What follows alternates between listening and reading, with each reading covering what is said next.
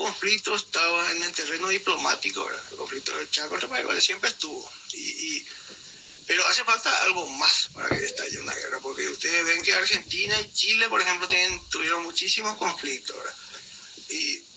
Con el agravante de que los argentinos y los chilenos se detestan, ¿verdad? Pues yo viví 10 años en el norte de Argentina, yo sé bien, ¿verdad? Que se detestan. No le puede hablar a alguna. Sí, no, los chilenos con los argentinos. Hay una rivalidad ahí. Eso es histórico. Eso se ve también en los en los clubes internacionales también. También, pero y fútbol, que cualquier cosa, ¿verdad? Pero nunca tuvieron guerra ellos, a pesar de que hay problemas de límite gravísimos, mucho más grave que el Chaco, y también hay ese odio entre ellos que ya en la guerra del Chaco sucedía. Porque ahí en mi libro está el odio que había. Se disputaban la rivalidad argentino-chilena, le dice de repente Hans Sevier, un norteamericano que está en Santiago, le dice acá esta guerra, y una de las cosas más difíciles para resolver la guerra del Chaco, le dice el norteamericano, es una rivalidad terrible que yo noto acá entre los argentinos y los chilenos, porque acá se disputan. Cruchato Coronel, que era el canciller de Chile, con Saavedra Lama, que ganó el premio Nobel, que era el argentino, ¿verdad? Se disputan el papel acá de quién va a ser el gran pacificador latinoamericano, ¿verdad? Hasta eso llega. Hasta eso llega. Una rivalidad, ¿verdad? Mucho la guerra, y no solamente dice el norteamericano, también dice un mexicano, ¿verdad? Le cuenta al presidente Lázaro Cárdenas una carta que está ahí, ¿verdad? Esta guerra ya acá la golatría de algunos cancilleres responsables, que esta guerra continúa, le dice, pues es cierto. Pero hay un punto también que dijiste ahí en este libro, hay un momento, un mes que se paró. Un mes que paró la guerra, pero fue solamente para que recupere Bolivia. O sea, fue una pausa estratégica. O sea, la consecuencia fue que Bolivia en ese un mes recuperó su fuerza, ¿verdad?, militar, porque estaba ya... Pero eso es un juego sucio. Claro, no jugaron sucio ahí. Porque Paraguay también tenía antes sus tropas que caen y aún así, o muy pocas. Muy poco Paraguay. Hay una proporción de 11-1, 11 bolivianos por cada paraguayo. Y bueno, pero que tiene culpa Paraguay para que paren una guerra por... Y porque la guerra, bueno, hace poco nomás leí un artículo de un norteamericano sobre el senador Hugh Long, ¿verdad?, de la calle acá, y en esa hablaba de que se involucró en la guerra.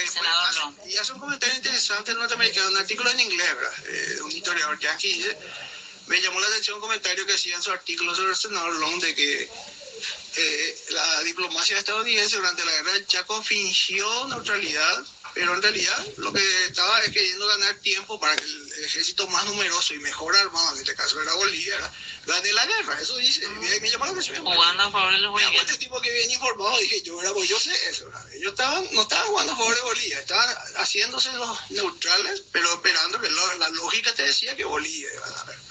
Bolivia tenía crédito, Bolivia tenía recursos, subsuelo, tiene minerales, estaño, ¿verdad? Uno de los 10 hombres más ricos del mundo era en esa época Simón Patiño, el dueño del estaño en Bolivia. Él garantizaba muchos créditos, ¿verdad? Y bueno, y le apoyaban las empresas petroleras, entre ellas la Standard Oil, que estaba en Salta y estaba en Bolivia, tenía ya oleoductos. El rendimiento de los pozos petrolíferos es difícil tener una idea exacta porque ellos niegan muchas veces las perforaciones, dicen no hay petróleo, y no saben, ¿verdad? Ellos pueden sacar con un oleoducto. Se sacó petróleo boliviano y se mandó a Salta a través de oleoductos, y ellos te dicen no hay rendimiento, no hay petróleo acá. Entonces nunca puedes saber lo que te dicen, si es cierto o no es cierto. Y el gobierno no tiene capacidad de... Y no tiene el gobierno. Los gobiernos acá, por ejemplo, no tienen capacidad, ni Paraguay ni Bolivia, de controlar eso, eso es evidente. Estas grandes empresas que... Estas grandes empresas, ni siquiera Argentina. Exploradoras. Ni siquiera Argentina, porque antes ya de la guerra del Chaco, en 1928, el senador socialista argentino, Juan B. Justo, ¿verdad?, denunció al senador norteamericano que en Salta la Standard Oil hacía lo que quería, inclusive ponía letreros, eso como en el Far West, así, se busca vivo muerto, hasta fulano, ¿verdad? Hacían lo que querían, ¿verdad? Y seguían con todas las leyes argentinas. Denunció en el Senado. Y bueno, pero eso, por ejemplo, Salta está ahí al lado. Y la definición de la guerra del Chaco era vital para el futuro, inclusive en la provincia decían de ellos. Porque siempre se habla del fantasma del petróleo. El fantasma, yo creo que... ¿Es un fantasma? Existe. El petróleo existe en Bolivia. Hay lugares donde... Bolivia, cerquita y de Paraguay. Y el petróleo... Lo que te estoy diciendo es que la cantidad de petróleo que hay es algo que no, es difícil de saber, pero el petróleo existe, y el petróleo no es exactamente que había petróleo en el Chaco, sino que Bolivia necesitaba salir al río Paraguay. para sacar su petróleo, ¿entiendes?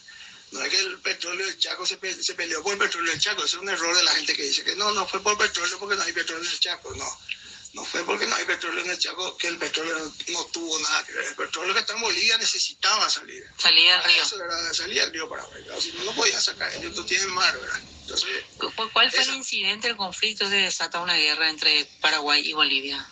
Y yo creo que el conflicto vino sobre todo como un factor combinado del viento norte, digamos, de la Gran Depresión de Estados Unidos, que empezó. Esa Gran Depresión generó revoluciones, golpes de Estado en Centroamérica, una partida de dictadores centroamericanos, eso Maximiliano Hernández, Ubico. Todos ellos llegaron con también ahí en víspera de la guerra del Chaco, golpes de Estado en Cuba, y bueno. Entonces acá en Paraguay se produce esa guerra en la que se enfrentaban intereses que no eran de todo ni bolivianos ni paraguayos. Pues, ya te estoy diciendo, un conflicto diplomático se resuelve, se mantiene por lo menos congelado fácilmente, ¿verdad? Como Argentina y Chile hasta ahora tienen algunos problemas de límites, algunos resolvieron, otros no. En esa época ya te cuento, ¿verdad? En esa época ya había graves problemas entre Argentina y Chile y no tuvieron guerra. Yo creo que Bolivia, el problema es que Bolivia tenía muchas posibilidades de conseguir créditos, por ejemplo en Estados Unidos, en Wall Street, gracias a la riqueza minerales de su subsuelo. Y eso fue lo que llevó a que ellos tengan la capacidad de armarse, de que creyeron, ¿verdad?, que con un ejército fuertemente armado, con lo más moderno, iban a ganar, ¿no? Y bueno, la progresa paraguaya, que también tiene su explicación la debilidad boliviana. Ya te dije, la división, Bolivia, al comienzo de la guerra pareció ir bien para ellos, pero también la división del regionalismo entre Cambas, Collas, el alto, el bajo.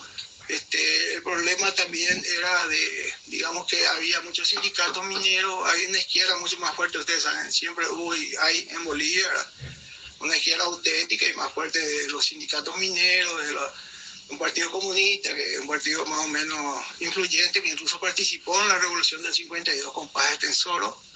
Entonces, eso se supo más a fondo lo que era la guerra del Chaco, las causas de la guerra. Entonces, eso fue lo que hizo que se desmoralice la gente.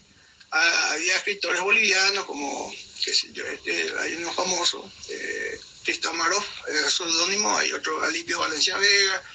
Ellos eran escritores muy influyentes que escribían en Argentina, en Córdoba estaban algunos, ¿verdad? Entonces hubo una campaña fuerte que en Bolivia. Y entonces eso fue lo que desmoralizó militarmente. Como ustedes saben, acá no, las cosas no pasan, no hay izquierda, no hay nada, ¿verdad?, hasta ahora. Entonces fue fácil, digamos que mantener homogéneo al ejército paraguayo, digamos, sin problemas, así. Y eso fue facilito. Además que los paraguayos cayeron muy pocos prisioneros, cayeron en Estronjes. Justamente nosotros vamos a visitar la casa donde estuvieron los prisioneros paraguayos, no ahora en esta visita. Esa visita se va a declarar patrimonio histórico en Agasajo a nosotros, ¿verdad?, en Quime, queda en Quime una casa de una familia que se llama de apellido Urquiola. Urquiola era un diputado ya en la época del presidente Salamanca que le acogió en una quinta a ellos.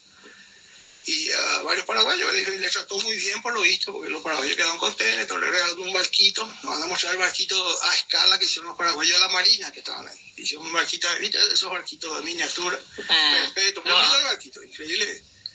Los marinos de esa época. Las maquetas. La maqueta, una maqueta que yo no sé si hoy todavía saben hacer, ¿verdad? Pero